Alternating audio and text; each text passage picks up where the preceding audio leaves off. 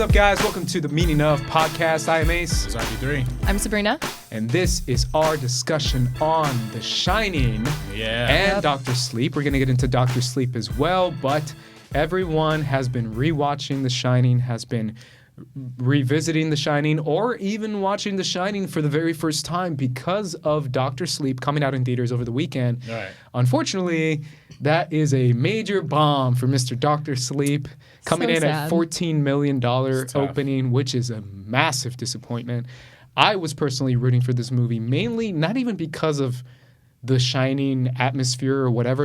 I just like Ewan McGregor, man. I've said that a million times, but that's my homie. Right. So I'm rooting for him to succeed in any movie, whatever he does, especially as the leading role. So I'm personally disappointed because he, got the short end of the stick with that. But also, this is just, let's start out with this. Let's start out with box office. And I know this isn't as important as our discussion, but what do you think it was? Why did this movie bomb? Was it the marketing? Did people not know this was a sequel to The Shining?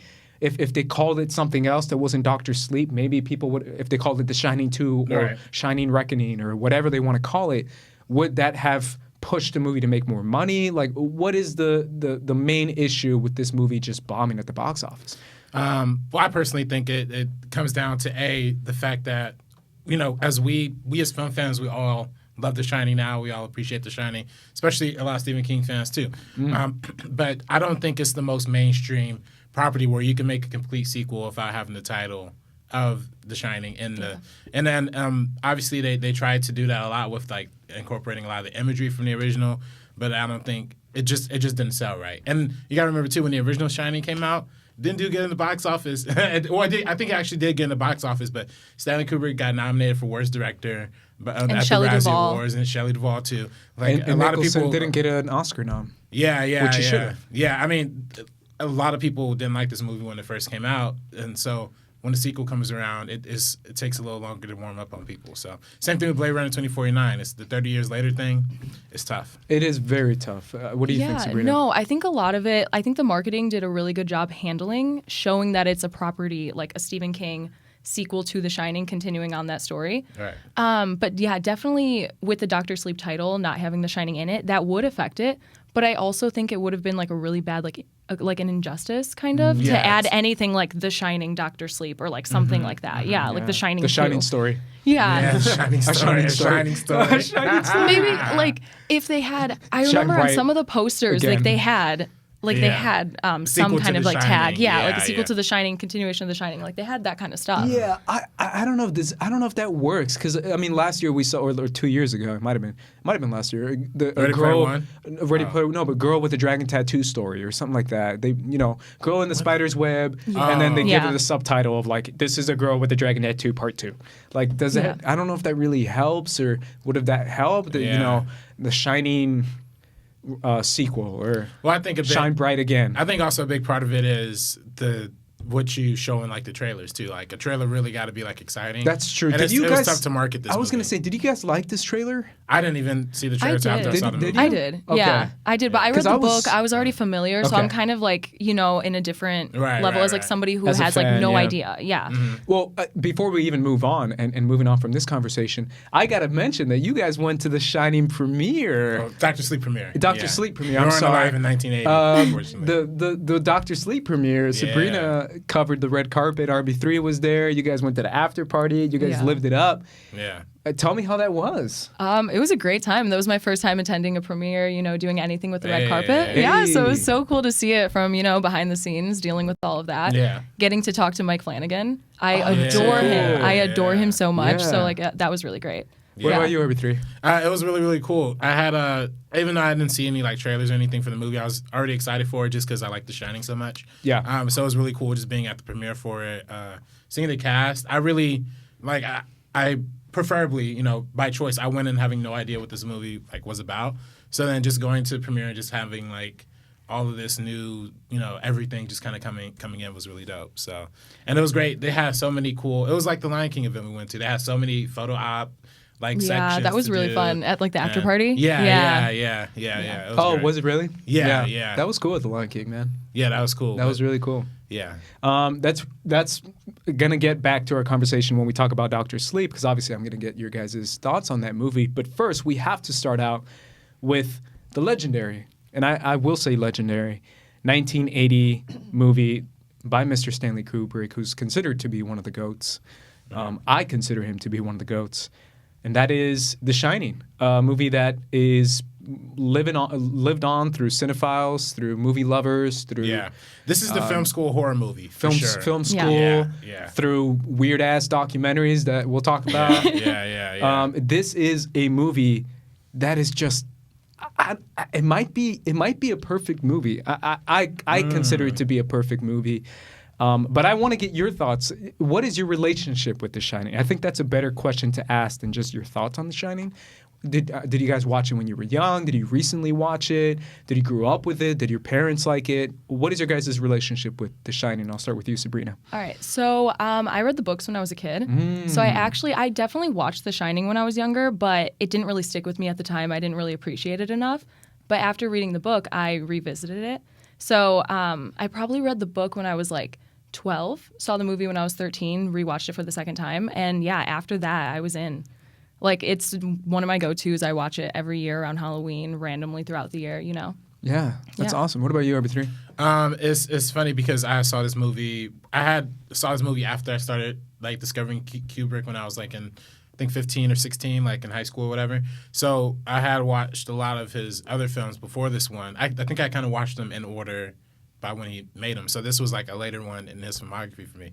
So I really dug it. Like, it was really, really cool when I first saw it, but I really didn't understand it at all. Like, I was like, I liked it, but I also got the sense of, like, I think this is popular because it's more art housey, you know. I think I thought that's why it was popular.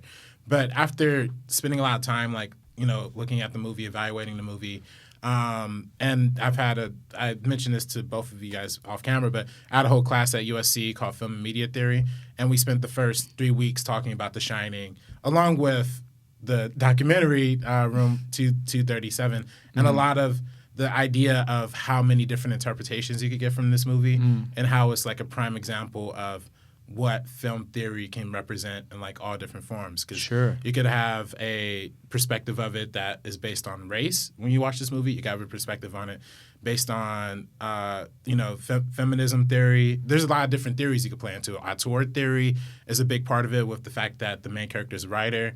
Adaptation theory. So there's a lot of different theories you could break down in this movie in and of itself. So I think that's why it's so popular, and that's why I attached to it. Absolutely. And then part of the thing, too, is the fact that this is a melding, regardless of people's thoughts on it. It's a connection of two geniuses. And this is me kind of throwing out that word that's thrown out all the time, but I consider Kubrick to be a genius, and I consider Stephen King to be a genius, too. Yeah. So three geniuses.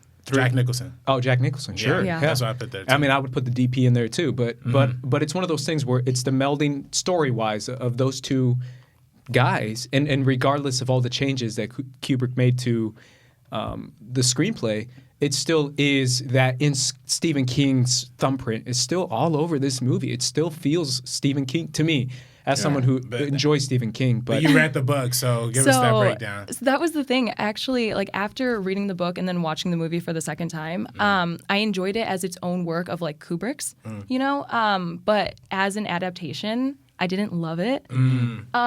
Just in that regard, though. Right. Yeah, because I feel like the book is obviously King's voice and the movie's Kubrick's, like, style of everything. And he changes so much. And I heard a lot about, like, behind the scenes, how he purposely did stuff to, like, mess with Stephen King. Right. So that was the only, like, a few, like, in the book. I believe the beetle is red and the snowcat's yellow, and then in the movie the snowcat's red and the beetle's yellow. Like, he literally, all of that, and they changed the ending a lot, which when we get into Dr. Sleep, I could get into a little bit, just like the ending of The Shining. But yeah, so because I think Dr. Sleep, it kind of where it goes from there, from the ending with Kubrick's, I agree a lot more. Like, I see now that we're doing the Dr. Sleep adaptation and they got into that, I do enjoy that ending a lot more. I appreciate it as its own thing. And of course, it's a beautiful movie. Like it's just so perfect. I just feel it's such a difficult conversation, and it's been a conversation since it came out. But I'm saying like even since the beginning of Hollywood is the idea of adaptations. Oh yeah, and it's one of those things where I personally feel, maybe because I'm more on the film side than a book lover, but I feel like adaptation is an adaptation, and it's so difficult for people to be like, well, in the book, and it's like I've had this conversation with my roommate who, when we saw The Martian, like he would not stop being like, bro, in the book, man, like, oh my God, bro, the book. And I'm like, dude, stop. Like, this is a movie. Like, it's different. And then just last week, he saw it chapter 2, and he's like, man, like, I get it. It's in the book, but you should cut it out. And I'm like, see, man, like, it's one of those things where how much of being correct to adaptation is given credence to make it a better movie? Does it necessarily one equal the other? And just because it's a faithful adaptation doesn't necessarily make it a better movie. Yeah. And just because you change certain things doesn't necessarily make it a better movie. I just think adaptation as an adaptation, and that's what you have to focus on, making a good movie regardless of who wrote the book, even if it is a genius like Stephen King. That's just my opinion, but it really is that idea of like what happens when Stanley Kubrick makes a Stephen King book a movie, and it's like I'm still blown away. And a lot of people still consider this one of the top Stephen King adaptations. It might be the best one in my opinion. Yeah, well, some would say Shawshank. Some would say there's a lot of options. Higher. Yeah, Misery. A lot of people like Carrie. Carrie, Carrie's a big one. Yeah. There's so many that it's impossible to rank them. I just feel like they're all really great in their own ways. Yeah. But what Kubrick did with this one, changing it, making his own voice, his own style, I think that's what kind of sets it apart a little bit more. Yeah. Mm-hmm. Yeah. It feels less like a Stephen King movie and more like a Kubrick movie. For sure. Yeah, with Stephen King's story. Yeah, most definitely. All right, let's do it. I want to do a filmmaking segment of this, but let's start out with the most important thing, which is the thematic elements of this movie and what you talked about, film theory. Yeah. What is this movie trying to say? I'll start with you, RB3. Yeah. And this is your interpretation. And I know that's a very loaded question, but what is this movie trying to say? People have been asking this question since 1980. We all mentioned the movie Room 246. There's a whole documentary trying to figure out what this movie's about, right? Yeah. The answer is nobody knows. The answer is, I think the general through line that I get, at least from observing all these theories and watching this movie and trying to evaluate what this movie's really about, I think at the heart of every theory, at the heart of every discussion, it all just comes down to Kubrick's a genius. And you have to take every single detail of his movies super seriously, and that you find your own interpretations for it. Now, is that like a mythologized thing that we've created for Kubrick over the years? I think it is yes, and it is no. Like, I think the guy's a straight up genius. Yeah, he is a straight up genius. But what I'm saying is, did we brainwash ourselves to convince ourselves that even the background can turn in the direction of a background? Sure. You're right. The chair. Yeah, exactly. It's like disappeared, and they're like, this means something. I'm still convinced. Yeah. Well, we'll talk about it. Yeah, but that's kind of that's what fascinates me about this movie, and I think for me, I mentioned before, like, and a lot of the theories about how this movie is about the horrors of the genocides of the American Indians and like the Holocaust. Those are big theories that I think are prominent. But for me, what I take most from this movie is that this is really Stanley Kubrick's first and I think really only homage to like other cinema, in the sense that I think what The Shining represents is that it is an amalgamation of a lot of different tropes of a lot of different horror or subgenres within horror. It has elements of the slasher movie. It has elements of the art house movie. It has elements of like the last girl kind of trope. It takes a lot of elements from a lot of different pieces, but has that Stanley Kubrick perfectionism and that Stanley Kubrick symmetry and style, and it unites it. And supernatural horror too. It incorporates a lot of supernatural stuff too. And it puts that all together and makes it into this like grandiose, epic, really, I think, ahead of his time horror film. So. Absolutely.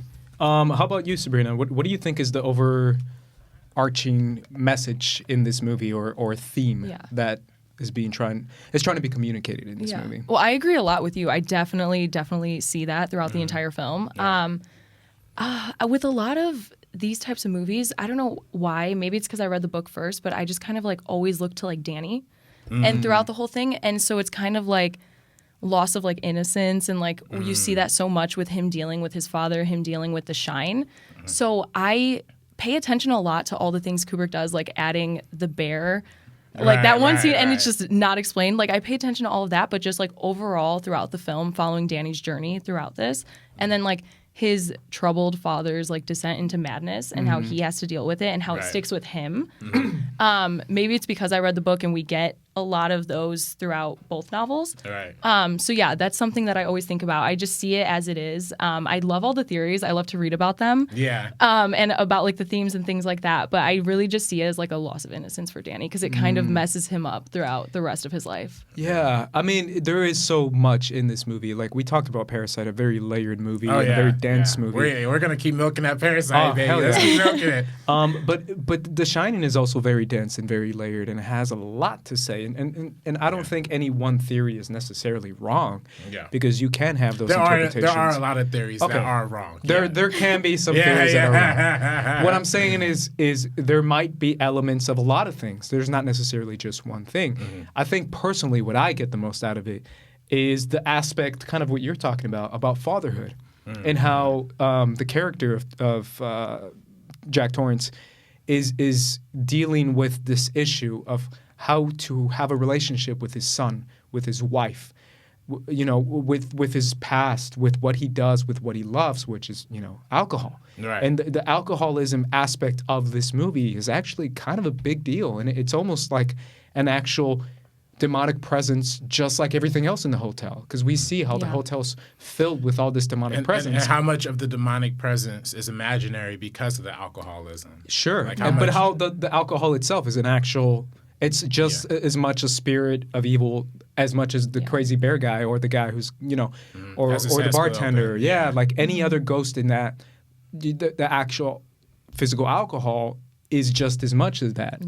And it's that idea of fatherhood and the idea of one man's descent of who he already is as a father, as a man, as a husband, to now being surrounded by this presence of evil, and how it slowly sends him down this path of insanity and of what he already was just with his guards down, which is kind of what alcohol does. It takes away your inhibitions and it kind of shows a different side.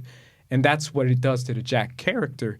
And I find that fascinating because we see how he treats his wife, for example. And it's like, bro, she's like, I brought you coffee, and he's like, get the hell away from me, you stupid woman. And it's that's like, toxic masculinity as finest. But what I'm saying is, if I'm being real, I kind of think toxic masculinity, the word that everyone hates, is kind of what this movie's about. Oh, for sure. I really do think that's the biggest theme in the movie. And I think going to your point, I think a big part of this movie is like feminism theory. When you look at it from that perspective, it is the relationship between the husband and wife and the controlling force that that a husband, especially somebody as already so far gone as Jack Nicholson's character is, how kind of subconsciously abusive he is, how manipulative, and we see a lot of examples of like gaslighting and all this stuff throughout the film, and that all plays into the fact that she actually survives at the end of this movie in the same way that we see a lot of the again, we talk about the final girl trope in a lot of the movies where we see a final woman survivor.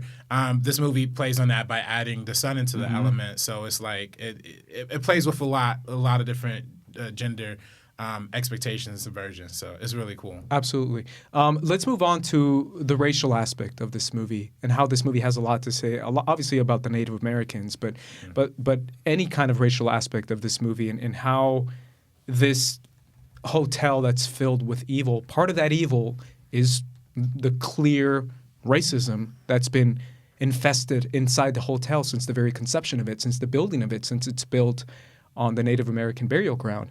And that's a big part of the movie.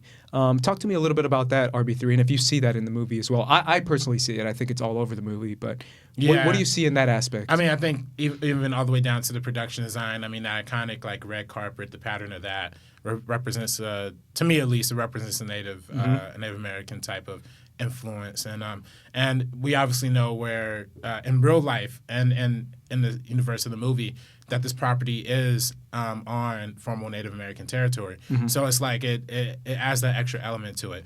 I think having a horror movie that addresses the horrors of real life society and kind of addressing that like very, very subtly. And again, that's the genius of Kubrick. He would put a lot of those tiny elements into the thing. And as opposed to like a lot of the other theories where it's just kind of like grasping at straws of like little details here and there, you can actually see throughout the movie that there are a lot of Native American tokens and icons and designs scattered all throughout. So, but also I kind of want to talk about the character that I forget his name. I'm sorry. Black dude? Yeah. I forget his name. I forget the name of the character. The guy, the one who helps Daniel. The bald he dude. comes back to help him. Halloran? Is it? His last name is Halloran. Halloran. Okay. Yeah. So how he's the one who's like the defender, the one who's trying. The only reason why Wendy was able to survive and Danny was able to survive is because he went there. Because he gave them the snowplow. Like, if you really think about it, that's what I kept thinking as I rewatched the movie. I was like, oh, he actually kind of did save the day, even though he died. Yeah, and he got caught the N-word. But that's like the most like blatant. But what like, I'm saying is like that's a big part. The fact that they actually say the N-word, and that's part of the evil inside the house is the racism, not just with the atrocities they committed to the Native Americans, but also the ingrained. They even say like white power ideology that's kind of still strong inside that hotel. Yeah, I mean, I think this movie does deal with a lot of. I think overall the idea of like colonialism and this power that we instill into men, and particularly white men throughout history, how much power we instill into that and how much marginalized communities are affected by that. So I think this movie kind of touches that from a lot of different elements, from elements of race, from elements of feminism and feminist theory, touches on those aspects when it comes to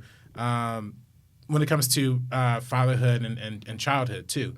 I think that's a big part of it too. Absolutely. I think a big reflection is how Jack is raising Danny and how Danny's kind of resisting that mentality. And we do see that in a lot of people who have parents who are more racist or have more conservative leanings, and children kind of trying to deny that and trying to separate themselves from that, and how that causes like a rift in the household.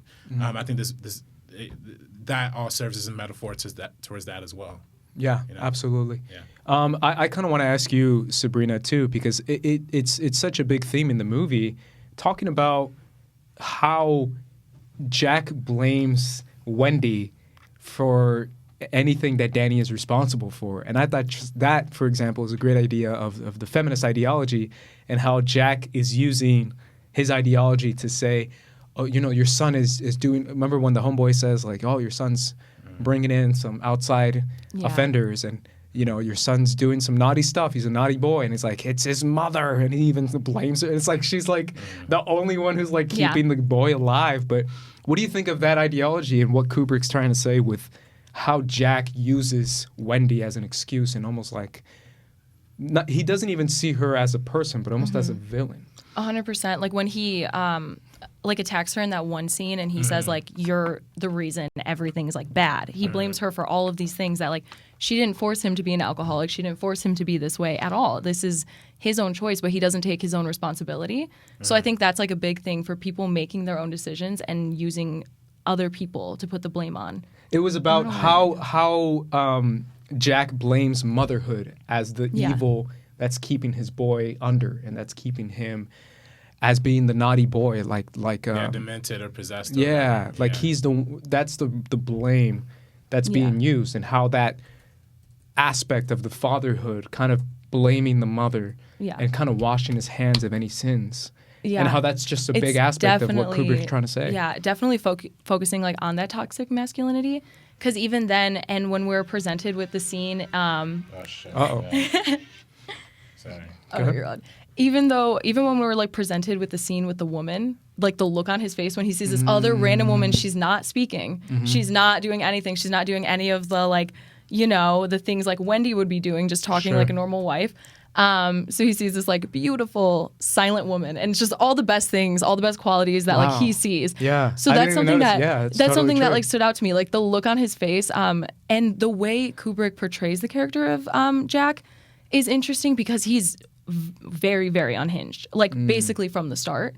Whereas like in the book, it's more troubled. So I think him changing it to this more like already really unhinged version of Jack adds to that. Adds to that, toxic masculinity, looking like to blame others for the things you caused on yourself. So that's something that's really important that stands out to me. Yeah, that's such an interesting scene because obviously it's probably the most classic scene in that entire movie, the whole bathtub scene. Yeah. But you're right. It's kind of the idea of like, man, my wife sucks, but look at this random ghost. Yeah. I'm like, oh, she's naked, she's ready. I mean, let's silent, do it up. She's not saying anything. Yeah. Perfect. Right. And I'm like, bro, you're losing out, man. But then, Wendy, No. low key fine, bro. All right, you can't keep propagating that. Yeah. I'm like, bro, you got yourself a nice wife, bro. I don't even know why You you're better tripping. slide in. Right. I don't even know why you're Go back tripping. in time. That's me at my commentary during the movie. But that's such a great point. So I kind of want to move on, speaking of that, because obviously I don't want to get into that whole aspect. I want to get into the filmmaking aspect of this movie, something that personally, that's the biggest takeaway I have from this movie. And I can't deny that being a film fan and being a fan of stuff like acting, production design, cinematography, all that kind of stuff that other people don't really care for, I love. And I kind of want to talk to you, RB3, about it. Because you're the filmmaker, the director, homie. Right. But it's this idea of one of the aspects of this movie that I can't deny is where to rank it as far as goat levels. And this, I know I'm throwing that word around a lot, Right. but this is one of the best shot movies of all time, in my opinion. This is one of the best production designs of all time, in my opinion. This has one of the most iconic performances with Jack Nicholson, Right. in my opinion. But it's one of those things where so many things are working for it that the thematic elements plus all the great filmmaking that's being done by Kubrick just launches it into iconic movie of all time. Right. But let's start out with the biggest takeaway I have from this movie on the filmmaking aspect. Even more than the acting. To me, my God, bro, the way this movie is shot is so crazy, man. Yeah. The fact that people today are trying to do stuff that this movie does is just blowing my mind. I mean, obviously, the Steadicam work in this movie is just one of the greatest Steadicam stuff I've ever seen, if not the greatest Steadicam stuff I've ever seen. And how it just moves with the character, whether it's chasing a character that's chasing someone else, or whether the camera's being chased by that character and it kind of follows along with the straight eye line.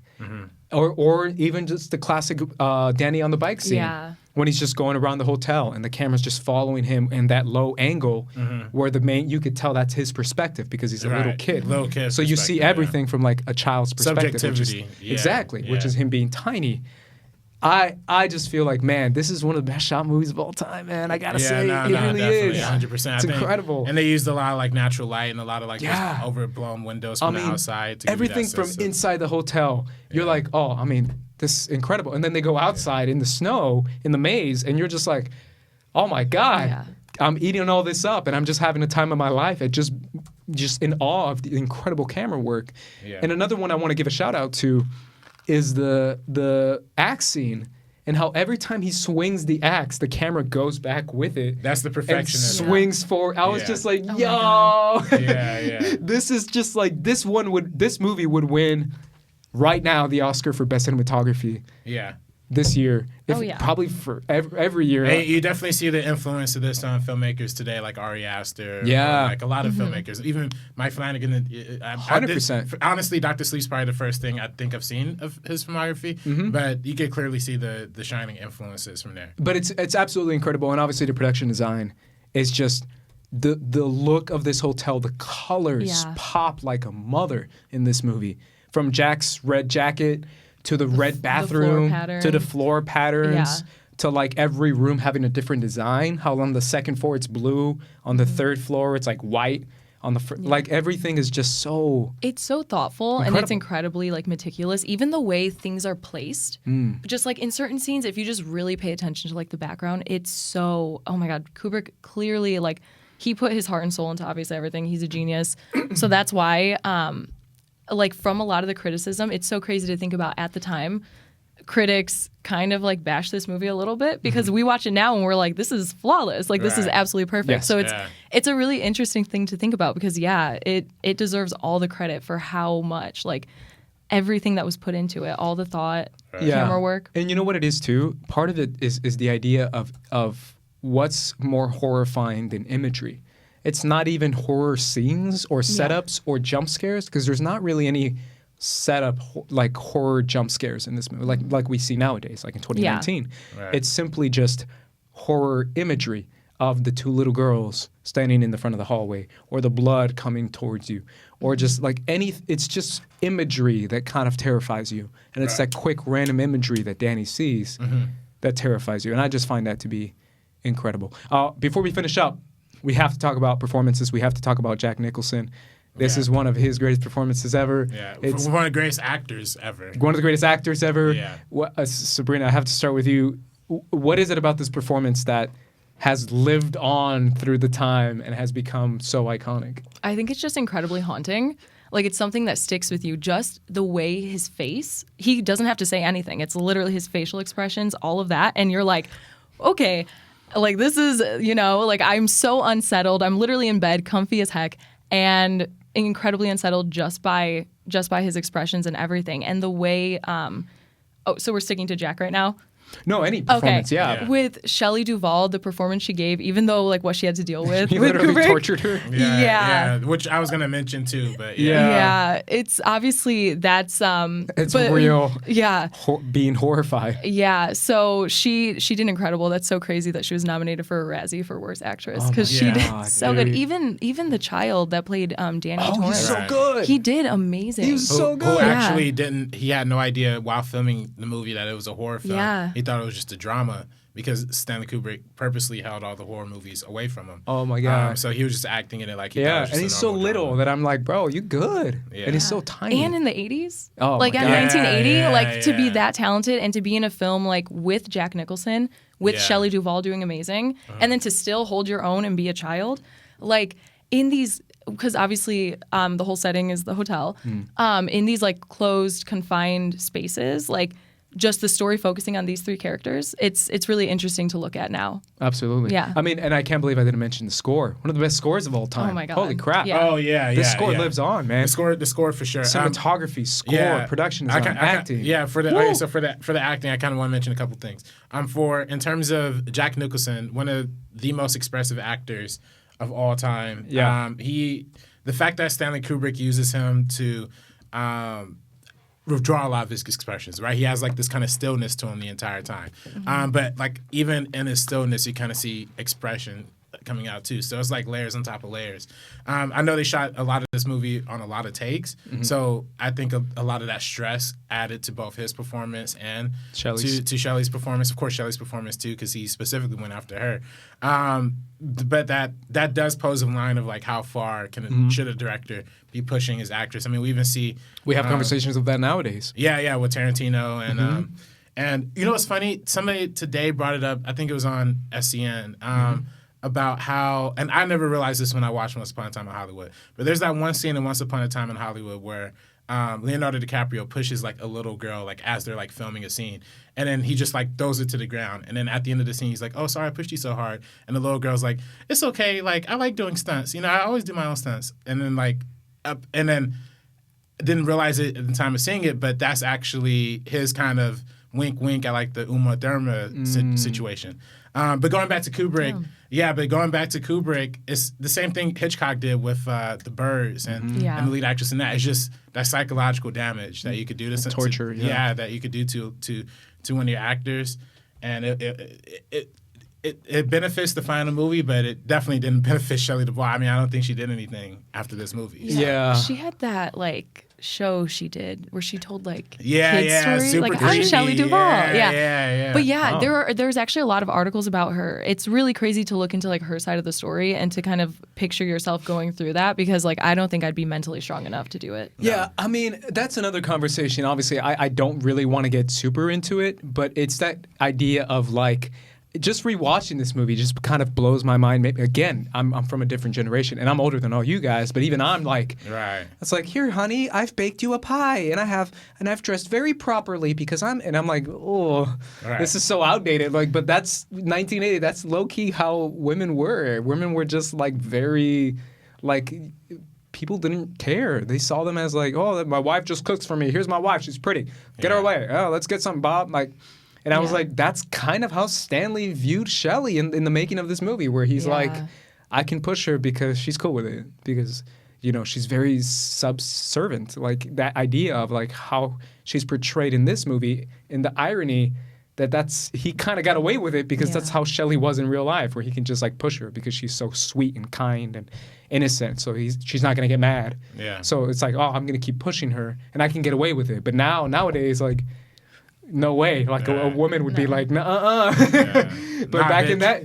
But it's also Stanley Kubrick too. That's a big part of it too. So like I don't think he was always kind of, you know, he was always so immersive to the point of extremism. He's always extreme. He's always a perfectionist. But I think by this point he had already solidified himself as like the number one guy in Hollywood. So it was 100%. Just I think if it was even like the biggest star today, I still think they would have put up with it. Yeah. I still think they would. I just feel like just rewatching the movie, and she's like, I've made you sweet rolls and pie, and I'm like, bro, I don't my women just to make me stuff, I'd be like, whoa, what do I do? You have your own brain, girl. Like, do you, girl? Like, that's what I would say. But again, that's just my opinion. I'll finish up with this. One of my favorite parts of this movie, and just rewatching it, just kind of reaffirmed that, is this playfulness that Stanley Kubrick has with tone. And a lot of people might not catch on to this, but I personally do. And this is some of the stuff that I appreciated, for example, with It and It Chapter 2. Other horror movies, Jordan Peele, Get Out is another example of the line between comedic and horrific that is always kind of in these horror movies that people don't really pay attention to. But you've talked about how Get Out is like low-key satirical and kind of funny. Yeah. You can say that same stuff about other Jordan Peele movies, like maybe Us. But horror movies always have this funny aspect to them, and the line between like, this is so horrifying but low-key kind of funny. I had that rewatching this movie in the third act when Wendy's running around. She's like, oh my God. And then the guy comes out and he's like, great party, dude. And he's just like waiting. And she's like, ah. And then she walks into another room and it's a random bear like doing like a BJ in the middle of nowhere. And they're like, oh, oops, you got it. She's like, ah. And she keeps like going up. It's almost kind of like funny. Like she just keeps running into rooms that are just like jump scares and funny little horror things. Very kind of Scooby-Doo-ish. As far as like, you know, Scooby keeps running into rooms and it's a monster that's scaring them and they cannot get away from it. I personally thought that was hysterical. And I really do feel like that's Stanley having fun. Where like this is horrifying, but it's also kind of funny. Like, especially the scene with the cobwebs. When she goes to the one room, it's dark cobwebs. Like that's definitely, I think that's one that stands out the most. Skeletons! And I'm like, that's funny, man. Yeah. That's just real. And even Jack Nicholson's performance. I was cracking up, bro, when he like sticks out his tongue and he keeps going like this, like, as if his hands are gonna do something, but they're not. Even his lines that are really horrific lines are kind of funny when he's like, "I'm not gonna hurt you. I'm just gonna bash your brains in." Like that's what I love. That's this, funny. I love this movie because it has most of the movie he's just doing like one thing. But when it gets to the end, you finally get to see like Jack Nicholson. Like, but you can tell he's having the time of his life. Like he's having so much fun in that movie. Versus Shelley's just dying. Shelley's like, kill me. He was an actual real firefighter, or I think he was a volunteer firefighter. So when he was swinging the axe at the door, he kept breaking. They had a fake door and he kept busting through it so hard he broke the entire door. So they had to bring in a real door, and they busted the actual door like 99 times or something like that. That stuff hurts, man. Yeah, when you're swinging that thing, it hurts. It's a workout. That's a good time. Alrighty, guys. Any final thoughts on the original Shining? I already talked about how I consider it to be one of the greatest shot movies, probably one of the best movies I've seen. It's definitely, I feel like this, like I said in the beginning, it's the film school horror movie. Every film school person has seen this movie, has a feeling of nostalgia to it, even when you hear the music.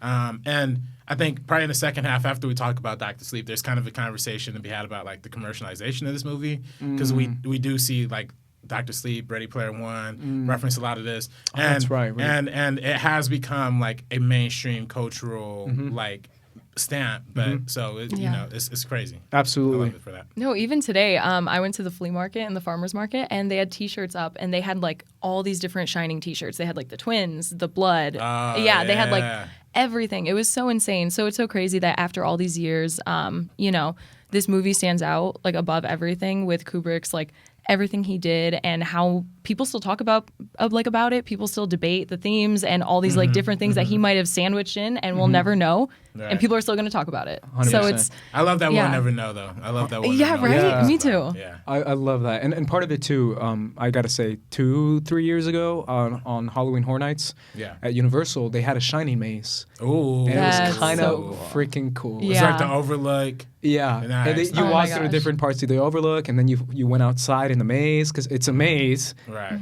It's literally called a horror maze, so they literally take you through the maze. Cool. Yeah. It was kind of freaking awesome. Yeah. I loved it. And you see the red rum. You see a little guy in a bear costume run around. So it's kind of funny. The bear kills me. Yeah, that's the most random it's part. funny. It's funny. It's interesting. It's so hysterical, but it's also kind of scary. Yeah. It's one of those things where like I would be screaming my mind off, but watching it, I'm laughing. Yeah. But yeah, they had that maze, and it really shows you how much this movie has lived on. Yeah. And will continue to live on, in my opinion. Just rewatching it a couple days ago, it holds the hell up. Yeah. Oh my God, it holds up. Yeah. So, alrighty guys, after this break, we're going to be talking about Dr. Sleep, so make sure you guys stick around. This ain't funny, so don't you dare laugh. With the 4/5 divide you in half. You getting at me equals a club half. You do the math, take you out the equation. The following is a clip from me and Andres' debate on the new Martin Scorsese article, available on their YouTube channel, First Cut. Technology and film are always going to be connected. I mean, obviously, you can make entire books and documentaries about this, about the idea how technology always is going to influence film. And this is since the beginning of film, right? Since the beginning of cameras and film and the ideas of going to theaters, you know, the conception of it will always go hand in hand with technology. During the 70s, you didn't have this kind of technology, though. So I can counter you by saying if the 70s had this kind of technology, they'd be making Marvel movies too. Because they would say, I can do story and I can do epic. I can do both. I can do Lawrence of Arabia on crack with like Avengers Endgame. Like I can do both. The story of a character and I can make an epic at the same time. It'll cost me less money. These are opportunities that technology provide filmmakers. And I feel like I don't know what that has to do with character though. Like what does that have to do with characters? I'm saying they can do both. Yeah. You can make an action spectacle movie. I love Black Panther. That will make you cry. Bro, listen. No, stop. Wait. Stop. Have you ever cried? Stop. I love Black Panther. I love that movie. I love that movie. You're not going to tell me that any kind of character work in Black Panther is anything comparable to anything that you see in Taxi Driver, anything that you see in like, but again, anything, you're missing the point. I don't understand the point. The point is that there's more technology. No, the point is, if I'm making a movie like Black Panther, and I have the opportunity to make it an epic story that people can actually feel enthralled with, and I have the budget to do that, and I have the technology to do that, of course it's not going to have the same character because there's limitations as far as runtime in a movie. Come along, children. Now we're going to have a little music.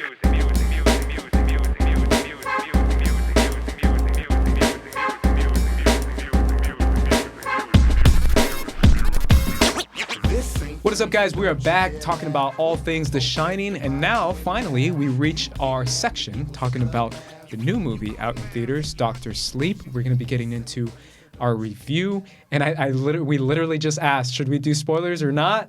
Yeah. And we still haven't decided. I think we should. Let's start out with no spoilers, and then eventually we'll get to spoilers. How about that? Okay, cool. Because you're right.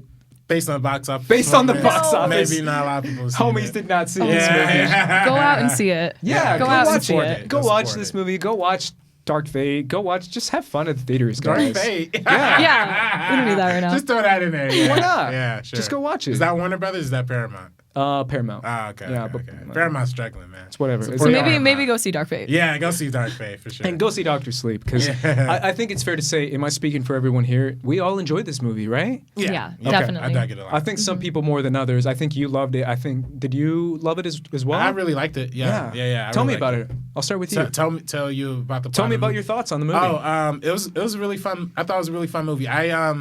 I again going into it had literally no idea what it was, so I'm just taking in this journey for the first time. I really like seeing the ideas expanded in this movie, and from the first Shining, particularly The Shining is a lot about sidekicks and psychic powers and abilities. And then this movie is like a further evolution of that, where it's almost like these sidekicks become like witches. You know what I mean? Where they're doing like actual sacrifices and sucking up this soul energy. Now, what for me is interesting is the first Shining is kind of like you can interpret it as is this really happening? Is this like actual supernatural stuff, or is this just alcoholism infused things? But this movie clearly brings a lot of stuff to the forefront that definitely demonstrates like the magic is real, or the psychic powers are real. So it's I thought it was great in that sense. I thought for a lot of it did its own original things. Yeah. And I think for the parts that it needed to homage the original Shining, it did that really well too. So Absolutely. I'm with it. How about you, Sabrina? Yeah, I think we go further into The Shine and everything. I think people can understand it a lot more after watching this movie versus The Shining. It's a little more vague there. Like we get an idea, we get a sense, but now we see like more people across the country have it, more people around the world have it, and certain people use that for good or for like evil. Right. So it kind of shows both sides of this ability. Yeah. I personally, that's what kind of hooked me right away in the movie, is the fact that, like you said, RB3, the first Shining is obviously a spooky movie and a horror movie, but this one's straight up all supernatural stuff. Yeah, all fantasy. Of it, this is fantasy, like it's all movie. supernatural. Like, and I was like, count me in. One of my favorite shows of all time is Supernatural, and I love supernatural stuff. Like to me, that is my bread and butter. That and sci-fi, obviously, but supernatural stuff I'm really into, just because I'm actually low key really into that stuff. But on a side note, the fact that this movie was just like you said, strap in, bro, because this is about witches on witches, battling other witches, battling psychic powers, and I'm like, hell yes, that is literally what I want in a movie.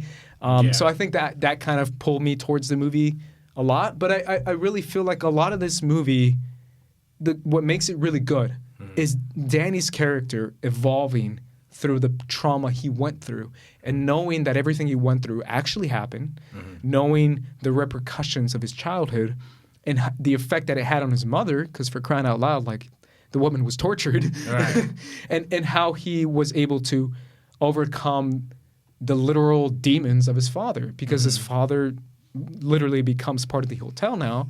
But it's one of those things where the alcohol demon, for lack of a better word, is still kind of haunting Danny, and it's been haunting him his whole life, and he has to slay that ghost, slay that monster just as much as he has to slay the witches in this movie, and that goes hand in hand with his character and how the alcoholism effect is still ingrained in his blood, in his ideology, and he has to overcome that just as much as he has to overcome actual witches that Rebecca Ferguson plays. And I was like, that's fucking genius. That's so cool. So that's probably the biggest thing I took away from this movie. But as a Shining sequel, how does this do as a Shining sequel? Does it feel like a Shining sequel, Sabrina? Well, a lot in the third act. I think like we really get a lot of that, obviously like blatant, like, oh, look, the Overlook Hotel and everything. And I just think it's a really good example of like a union and an alliance between The Shining and then also Stephen King's stories, like what he kind of wanted in the story and then what Kubrick did. I think Mike Flanagan does a really great job of like blending those two into something and paying homage to both. So that's something that I really admired that he took on, because taking the mantle from like Kubrick and also adapting a King story, like a Stephen King story, like that's a lot to take on. And he did Haunting of Hill House, which you guys haven't seen. But if you watch that, you would know, like you're like, this guy's ready for something like this. And he clearly showed it with everything that he did in that one. Did you read the book on Dr. did. Sleep? Oh, tell me about the adaptation aspect of this whole movie. So it's way more faithful than Interesting. Kubrick's. Yeah, it's way more faithful. So this is what to happens the story. to Danny. Basically, obviously with the changes that were made in The Shining, like The Shining book to the film, he kind of adapted to that.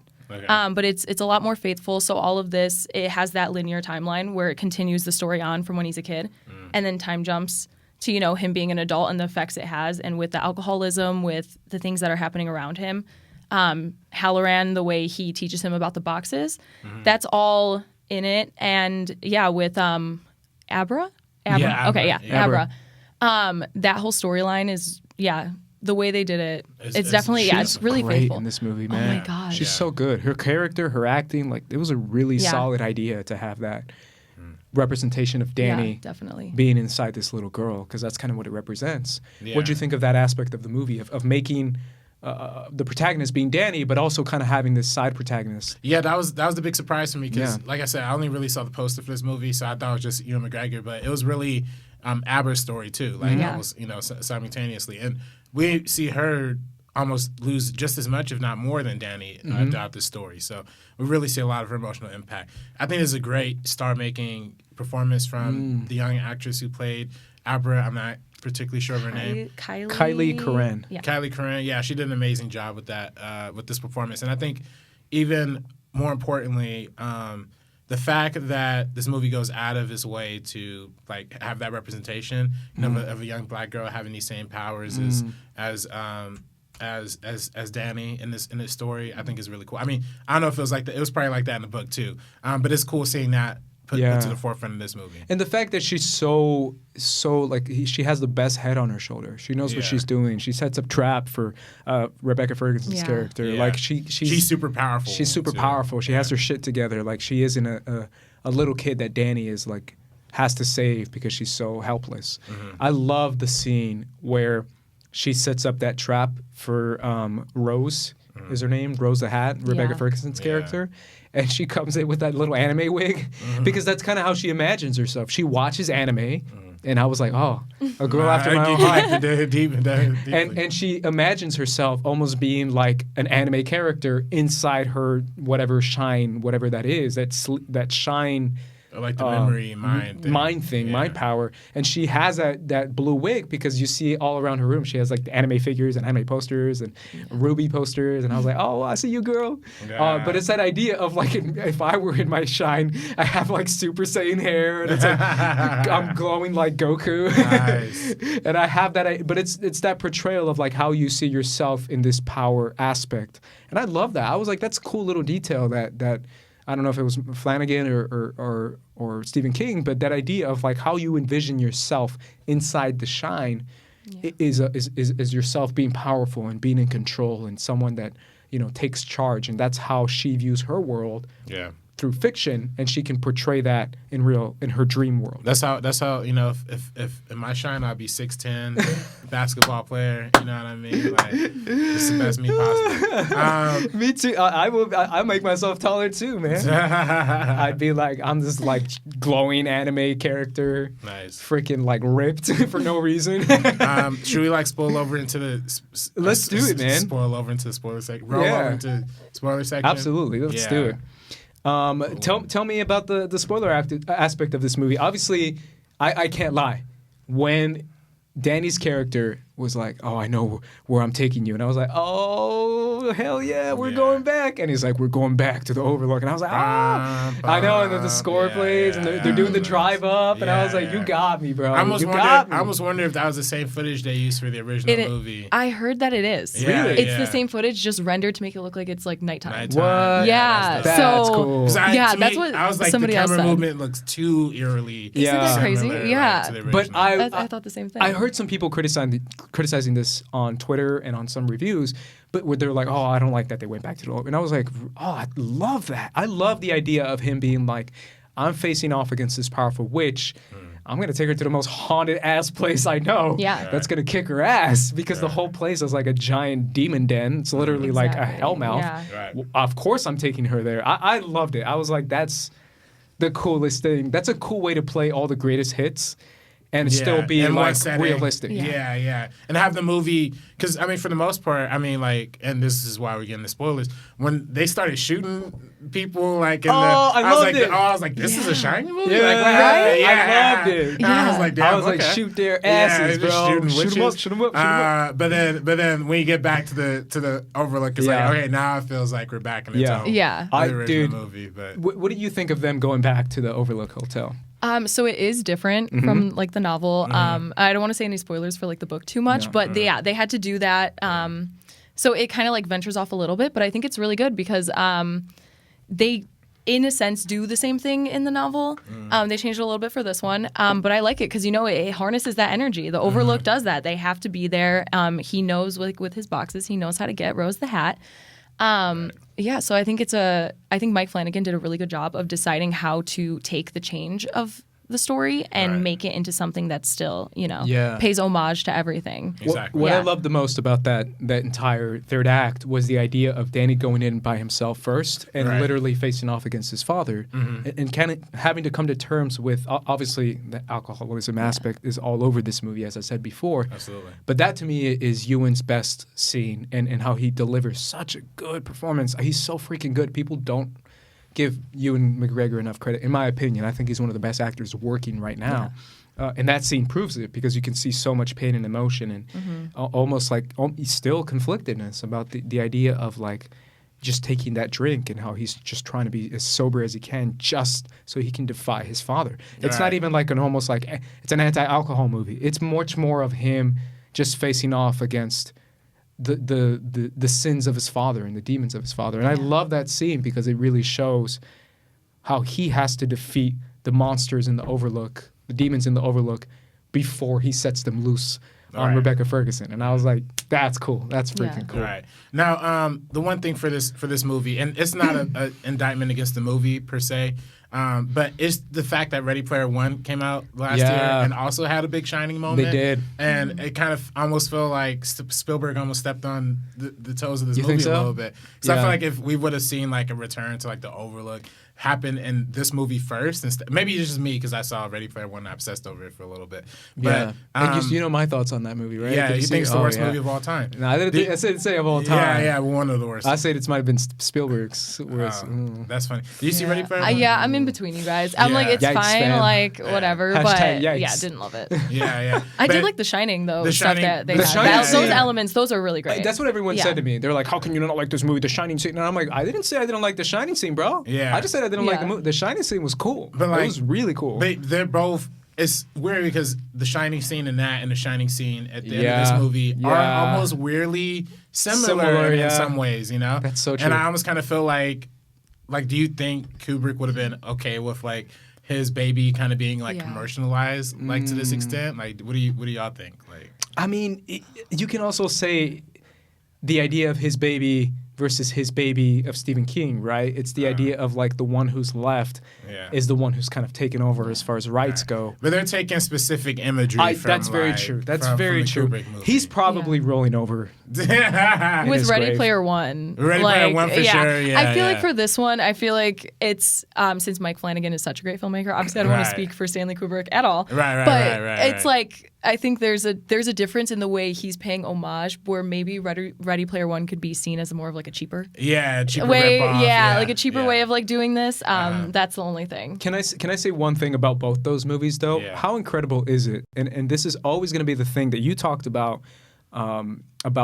Joker. Yeah. And I've said it about Star Trek, but I don't know if you agree with this or not, but I've always said every time people roll their eyes and scream on film Twitter about how remakes and reboots and this, how great is it? There's so many people nowadays because of Ready Player One, because of Dr. Sleep, that are going back and they're like, I've never seen The Shining. Yeah. I'm gonna go see The Shining. Yeah. Like Yeah. so many love people that. are watching The Shining right now for the first time because of Ready Player One, obviously. There are a lot of people who watched The Shining for the first time because they saw Room 237, and then Yeah. they're like, "Oh, this is such a weird movie." I think that's a good point. particularly the one that went viral from that movie was the moon landing one, and a Yeah. lot of Yeah. like fake moon landing, Which is the most apologists. like oh I'm my here God. for that one. I'm Like, gonna say, like, can I? there come is out no the- straws. Can I come out the moon landing closet? Like, with the you, Ace? 'Cause straws- you never let me do it. Like, the you straws never are let me like like grasping at straws. Is like, the straws are like in the moon because they're so far off. They're like grasping. They're just like he wore an Apollo shirt. Therefore, that's a good one. Alex Jones is coming back to us.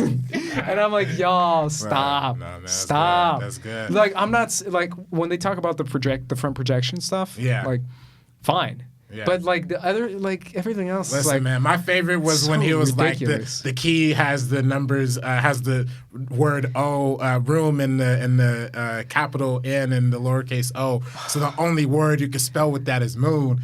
And that's ridiculous. There's also one more word you can spell with that, moron. Which is what you are. RB3. No. Moon landing was fake. Come on, baby. And by the way, when we did the Damien Giselle episode, you refused to let me say that I didn't believe that movie. But I don't believe was it First Man? Shit didn't happen. Anyway, well, you know what? It's a really big discussion. Maybe we do a whole entire video about the moon landing. Yeah, moon landing. Yeah. We get. We're gonna show up on the Alex Jones feed. Yeah. On the side. Suggested videos. All those people. Like, moon landing. Fake. Yeah. It has our faces on it. Yeah. Right I don't even think Alex Jones has a YouTube channel anymore. I think they kicked him off. Whatever. Alex Jones homies or something. But either way, I just think it's great that if anything, regardless of how much money this movie made, regardless of how much we loved it, I still recommend people going out to see it. Definitely. It still has people, even if they didn't even go see this movie, watching The Shining for the first time. And I think that's so cool because it really is a movie that people should watch if you like movies at all. Yeah. Because it has obviously so much to say and it obviously gave so much to filmmaking, which I feel is probably the biggest thing that it gave was what it did to Hollywood and filmmaking and horror movies even nowadays. It created the art house horror. Art house horror that, in my opinion, RB3, and we've talked about this before, and I don't know if I've mentioned it to you, Sabrina, art house horror now, I think this is the new thing. This is going to take over, whether it's Ari Aster, whether it's Jordan Peele, whether it's Mike Flanagan. Robert Eggers, yeah. Sure. Robert, who's that? Robert Eggers. The Witch. The Witch, The Robert Lighthouse. Eggers. Mike Flanagan. Lee Winnell. Yeah. I think Lee Winnell's a boss. Oh my God, the trailer for The Invisible Man is so good. So great. But all these directors now, even Homeboy who did The Guest, because I think The Guest is incredible. These guys. Oh. Adam Wingard? No. Bro. No, stop. Come on, give him a shot. Come on, no, what are you talking about? Give the homie a shot, bro. Don't mention Adam Wingard. The Guest is real good, bro. What are you talking about? Have you seen The Guest? Have you seen Death Note? Of course, I saw it at the premiere. We're not talking about this anymore. We were at the premiere. Yeah, no, you got into the premiere. I know. My ass got left outside, so that's a different conversation. Yeah, I'm still sad about that. I still feel bad. I'm mad at you, Abe. Really? There's a lot of things. Really? You're mad at me? I got both. You guys go see Jojo Rabbit by yourself and don't even talk to me about it, and then kick me out of the room, bro. We invite you to dinner. Yeah, we'll all get dinner after this. Yeah, we're gonna. Don't come at the king, bro. Don't come at the king, bro. We're gonna piece it up, man. I'm just playing with you. Something I really want to mention, I don't know, because I want to get your guys' opinion about this, is Mike Flanagan's choice to recast the iconic characters, obviously Wendy, Jack. Yeah. Can I just say right now, I love that. Me too. I prefer that so much more than just doing the whole CGI face. I was like, thank God they just got actors. Yeah. Let actors act, my God. Instead of having that CGI face and making him look younger, which all respect and all worship to the MCU, Disney, that they do it really well. Well, The Irishman's different, but in my opinion, because they're actually in the movie, though. It's not like they got Jack Nicholson to reprise his role. But it's one of those things where all credit to MCU, they do it well. But thank God a movie was like, let's just get actors that look like her. You know, it's crazy, and I mentioned this to you before, but it's almost like the expectation now that you would expect to see a CGI Jack Nicholson. Yeah. Like you'd almost expect to see that I expected as soon as they went to Wendy, I was like, is that CGI? Oh no, it's really an actress. Yeah. And she's low-key fine too.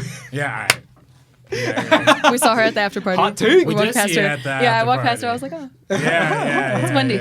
But no. But the guy who played a homeboy, Jack Nicholson. No, the helper. The black dude. Yeah, he was great. Yeah, oh my God, he did amazing. Yeah, so good. Really good. So did you guys hear, like really fast, like low key? I guess they had a whole spin-off film about Halloran that they're actually gonna nix because of the box office. They're just it. They were thinking about it. It was in it was in talks. Because I know they had a while ago. They had an Overlook Hotel project that they were developing. Well, Alfonso Cuarón was supposed to direct it. Oh, no way. That's interesting. Yeah, but I don't know. That's probably on the back burner too. Yeah. So, If they did like an Overlook Maze or Halloween Overlook something, count me the F in, bro. Right. I would love that. That'd be so cool. But yeah, rewatching The Shining too.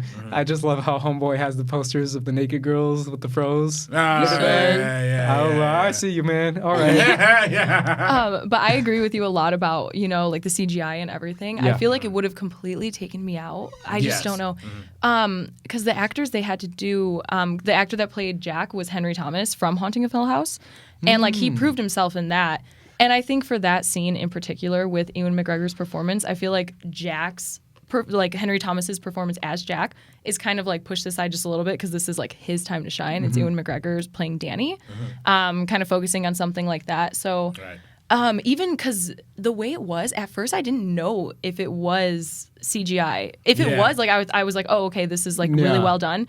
But then I found out it was Henry Thomas, and I was like, oh, okay. I much CGI prefer that. face on him. Yeah. No, I thought that scene was great, and I thought it worked really well, and people knew. I felt like it was coming, so I think like people knew it was coming, and when it came, it was like, oh, that's really well done. Yeah. And it works well because one little detail that I noticed that I really like is that Danny's wearing a blue jacket, the exact same jacket that his dad wore, exact same outfit, but his jacket is blue versus his dad wore a red jacket, and I was like, that little detail to me was just so baller because it really shows like.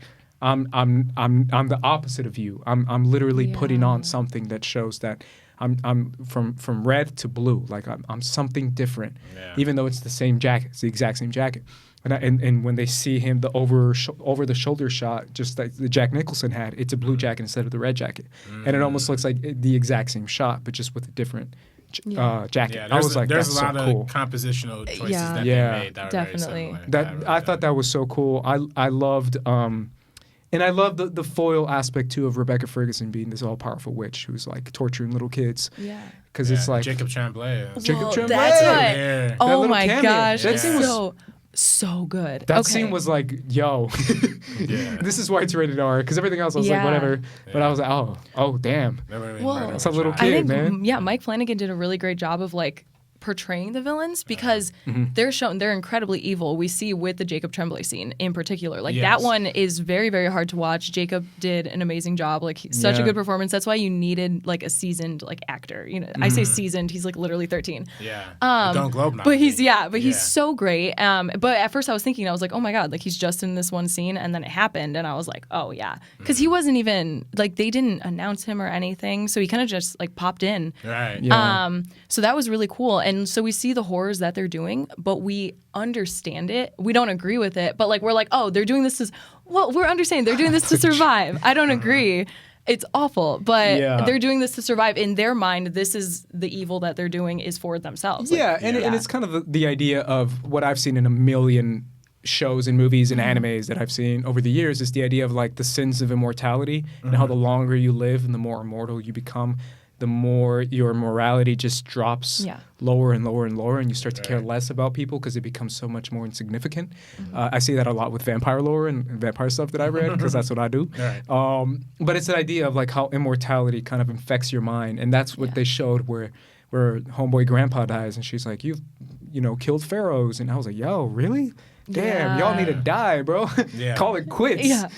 Like it's over. They're just holding on for too long. But it's that idea of how she was this witch who might have been pushed aside or, betrayed by this culture that has been living on forever, and she chose her power to define herself and do that with her coven, and how it's led to this moment of like torturing kids, which is like evil and awful, and that's why. It's a good justification of how they kill them off at the end, and where they're just like you said, sniping them and just shooting them. Yeah. That was a little the way I loved it. I was like, hell yeah, shoot their asses, bro. Shoot them up. No, don't get me wrong. It got the job done. Yeah. But even then, at the end of that scene with the younger female character that's blonde.